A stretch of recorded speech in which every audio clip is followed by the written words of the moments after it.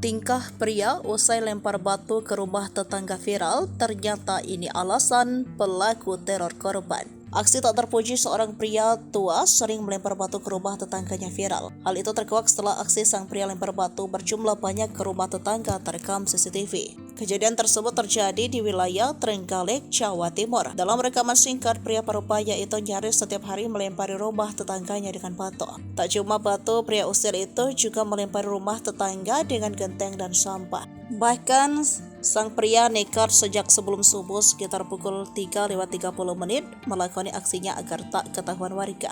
Beruntung sang pemilik rumah yakni Najun merekam aksi jahat pria iseng tersebut. Gusar dengan aksi tersebut, Najun pun memviralkan sang pria usil di media sosial. Melalui akun TikTok-nya, ia membagikan rekaman CCTV saat pria tersebut melempar rumahnya dengan batu. Belakangan terungkap bahwa pelaku pelemparan batu itu tak lain adalah saudara Najun sendiri. Dalam postingan terbaru, Najun pun menceritakan awal mula rumahnya dilempari batu oleh tetangga. Ternyata permasalahan lempar batu itu diawali dari persoalan warisan. Bercerita semasa kecil, Najun menyebut kondisi rumahnya sekarang berbeda dengan yang dulu. Kala itu rumah Najun belum masih ada pembatas tembok dengan rumah Pak D dan saudara yang lainnya. Hingga akhirnya orang tua Najun memutuskan untuk membangun tembok yang tinggi. Bertahun-tahun rumahnya ditembok tinggi untuk mencegah orang asing masuk. Najun terkejut setelah ibunya meninggal. Secara tiba-tiba pintu pembatas tembok rumah hilang. Hal itu membuat samping rumahnya menjadi jalanan umum warga termasuk saudaranya. Terparah di tahun 2020 saat tengah merantau, rumah keluarga Najun berubah fungsi layaknya jalanan umum. Singkat cerita, Najun sekeluarga tiba-tiba terlibat cekcok dengan Pak D-nya. Hal itu karena Pak D-nya mengamuk di rumah Najun tanpa sebab. Kala itu, Najun yang ribut besar dengan sang Pak D dan sepupunya pun akhirnya memutuskan tali persaudaraan.